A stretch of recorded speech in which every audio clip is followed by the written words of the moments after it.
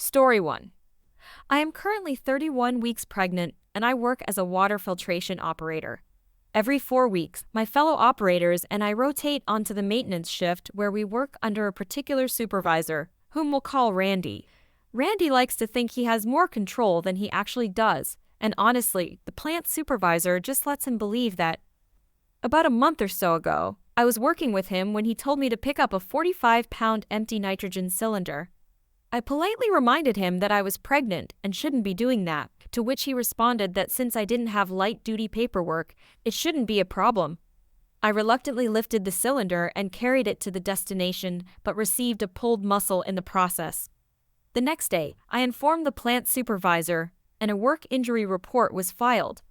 When my statement was taken, the language I used, which was corroborated by another coworker who was present, caused Randy to get in trouble because he knew I was pregnant and essentially caused the injury to happen. They took me to a nurse to ensure that my baby was fine and that I was okay and not experiencing any complications from the injury. I wasn't, other than being in pain if I moved too much. They sent me back on my way, and the plant supervisor put me on desk duty for the day. Randy was livid, of course, because he lost some of his manpower on the maintenance team.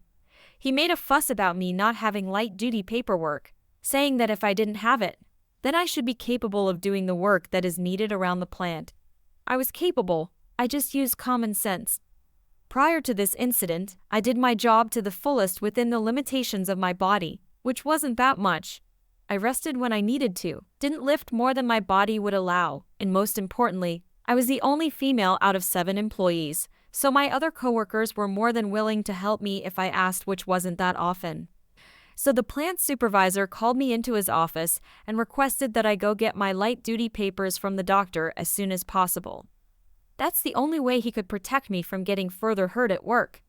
I told him I understood and made the call to the doctor's office and picked it up that afternoon. I got the paperwork that was supposed to keep Randy quiet, and it restricted me as such. No stooping more than 2 times an hour. No climbing ladders or poles at all. No climbing more than 3 flights of stairs a shift. No lifting more than 25 pounds. No standing more than 30 minutes out of each hour. And limited contact with chemicals. These orders, of course, make it very difficult for me to do my job fully, as it basically limits me to either desk work or general cleaning. Now I know this list is nonsense because I can definitely stoop more than 2 times in an hour. I may be out of breath coming back up, but I can do it. And climbing more than 3 flights of stairs is ridiculous because that means I can't do all of my rounds. Someone else has to do the last set for me because you climb a set of stairs every time. Under normal circumstances, I would be more than happy to bend the rules here to make everyone's lives easier. But honestly, since he's the one who complained and moaned for me to get this paperwork, I plan to make full use of it. So far, since I've received this paperwork, I keep a checklist of all the things I can't do and fill it like a bingo card. If I fill all of the things, to the office I go because that means I can't do any more physical work on shift, and he has a bad habit of tossing a lot of work my way at the beginning of my shifts. Story 2. This happened at work some time ago. The vendor is a legal services company we are required to use with 1 or 2 of our clients. We'd prefer anybody else as they are pretty slow, expensive, and have been unpleasant to us for years, apparently because we have the audacity to not use them exclusively. We missed paying 1 bill for this vendor in a case, and it likely got misplaced into the wrong stack. As soon as we noticed this the next day, we paid it. We even hand-delivered the check to their office. A few days later, they called us, demanding that we need to also pay the court-mandated late payment fine. These vendors are to be paid for their service within a certain number of days of the date it was rendered, or there is a fixed small fine paid to the vendor.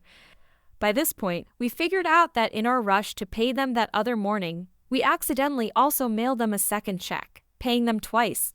We tell them this and to just consider the fine payment. They did not care for this and said that they were going to take this to court to have a judge make us also pay them the late fee. We agree because this is going to be interesting and get a hearing date calendared. It ended up being a 5-minute hearing.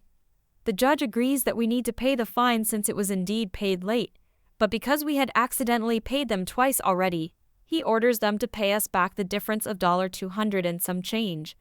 The judge then spent the next 4 minutes berating them for being petty. So instead of getting paid double, they needed to be difficult and spend time and money for their lawyer to go to court for 5 minutes to then be ordered to pay us back most of an overpayment.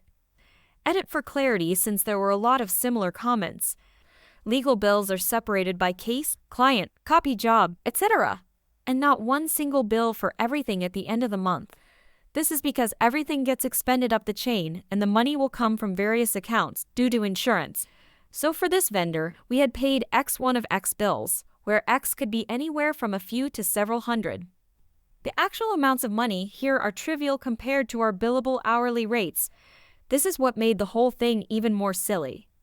The check that got mailed was likely automatically generated from our billing system, which probably means that that specific bill came in late to us. We manually made the check that was hand-delivered. This entire thing really didn't matter and wasn't worth any effort to figure out exactly what caused it to happen, as something like this occurs maybe once every few years. As I understand it, this particular fine here was a recent regular change because some of them were not getting paid for years, and the entire process of them trying to get paid was one of many leaking holes in this system. One of the lawyers explained it to me in excessive detail, but I have mostly forgotten all of it. That was months ago and not something that even involves me. They did not sue us over this. It was something like a procedural hearing. I'm not a lawyer. I don't know the correct terminology here. It was still a laughable overstep by them, as what they did is the sort of thing for when you haven't been paid for months, years, not 12 hours. It would be nice if there were similar regulations on our bills to clients. It's pretty much our industry's standard for the last several years, where every bill is automatically cut 15–20% by third parties handling bill review. It often takes 2–6 months to get mostly fully paid. If you'd worked in medical billing before, you likely know this sort of thing well. Story 3.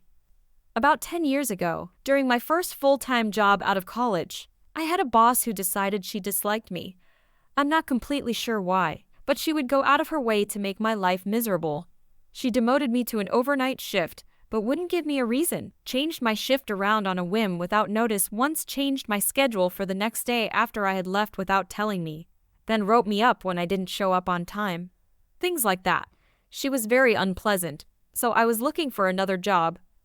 Well, I found one, and I went in to give her my 2 weeks' notice. This happened to be in the middle of a mass exodus for the company, as I was the 5th person to quit over the course of about 3–4 weeks.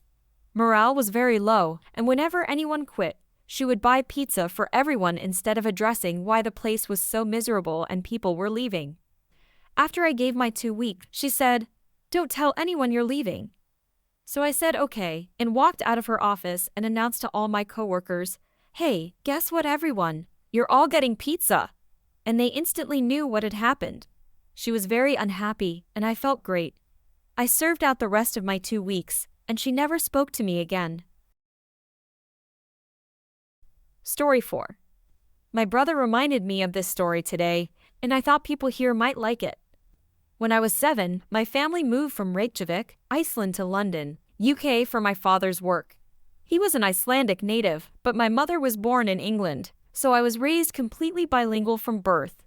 It's also not uncommon for Icelanders to speak English and often other languages too. I also spoke passable Danish at this point.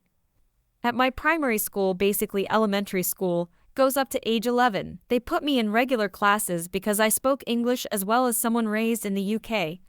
But at my secondary school, 11 to 16, all immigrant kids got put in English as a second language ESL sessions. You could earn your way out of these extra classes by completing the evaluations and an exam. But the fact I had to do these extra assignments and go to these classes at all frustrated me. My brother had just gone through them when he went, 2 years before me, and was allowed to stop going after a month when he completed all of the set work.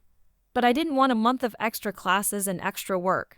And the ESL tutor who ran the classes when he had them had left, so the new teacher didn't know him, and therefore didn't know me either. The school decided I didn't speak proper English, so I didn't.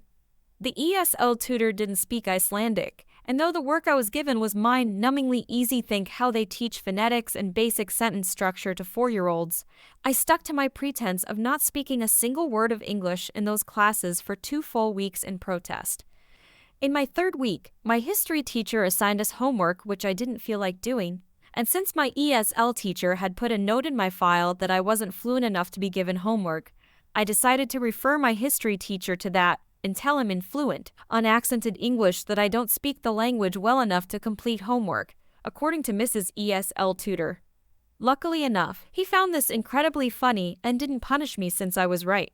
My file did say that. When my ESL teacher found out, she gave me detention and scolded me for using ESL to get out of work and for wasting her time. So I agreed. Having me in ESL was a waste of time. And that must mean I didn't have to go anymore. She tried to argue, but I had my history teacher on my side, and he managed to convince the school office to change ESL into an opt-in class for people whose parents and teachers felt needed it. I didn't have to go back to ESL and didn't even have to complete that homework. Story 5. This was about 4 years ago. I worked at a management company in the accounting department. I was the jack of all trades, being trained to fill in any spot that was empty on any given day. A spot that was routinely empty was water meter reader once a month. Reading the meters was nice because you gotta leave the office, but we had horrible accommodations to help us, and the job took all week just to finish reading the meters, not including entering all the data when we got back. After 2 months, I realized we could speed up the process if we used tablets instead of paper. It allows us to carry more information with us while losing less during the process. It would eliminate second trips to double-check numbers in the field instead of waiting 3 days until we could go back to the office and log onto the computer. This company had 4 owners, and each managed a different department. Karen ran the accounting department. Karen was, as the name suggests, a difficult manager. The other 3 departments were run by Mary, Susan, and Amy. I brought up my idea to Karen, and she shoots it down. She tells me, "It won't work, we've never done it like that, and besides, you need 3 managers to approve your request anyway." Now typically, requests went to your department head, and then she would take them to the other managers for further approval. But Karen decided to shut me down from the start, all because she didn't think of it herself. Whatever. I went to Susan first because Susan loved me. I laid out my plan to get approval for the tablet. Susan thought it was a fantastic idea, but didn't want to go against Karen. Still, she said if I got the other 2 on board, she'd 100% have my back. Mary was next. Mary was the one I had to sign out the tablet from anyway. I explained how I had already made sure no one else had requested the tablet for those days, and how this would save the company time, and therefore, money. Mary was hooked. Amy was last. I wasn't sure how to approach Amy with the plan. I was careful, only giving away the information I absolutely needed to in order to find out how to get her approval. Amy asked if Karen approved. When I said no, Amy immediately said yes. I hadn't realized Amy was tired of Karen and would pretty much say anything to upset her. Now that I had 3 out of 4 approvals, I took the tablet with me on the next meter reading, conveniently forgetting to mention to Karen what I had done. When we cut down our week of work to 3 days, Karen asked how we finished so quickly. That's when I showed her, and the other 3 managers, how well the tablet idea worked. Karen still tried to veto me, but the other 3 managers essentially told her that my idea was being implemented on a permanent basis, and she was just going to have to deal with it. The next month, I realized the largest property we had to do readings for had a golf cart for general workers' use. I again approached Karen with the idea of getting approval to use the golf cart and cut down our 3 days to 2, along with allowing us to bring water throughout the property and not dealing with dehydration and overheating. Karen repeated what she said the first time. I would need 3 managers' approval, and I didn't have hers. So I went around again doing the same thing. Susan and Amy were on board immediately, but Mary didn't want to come around this time. Mary said I would need approval from the board of directors for the property to use the golf cart. Lucky for me, I knew the board because every time we read meters, they came out to chat with us.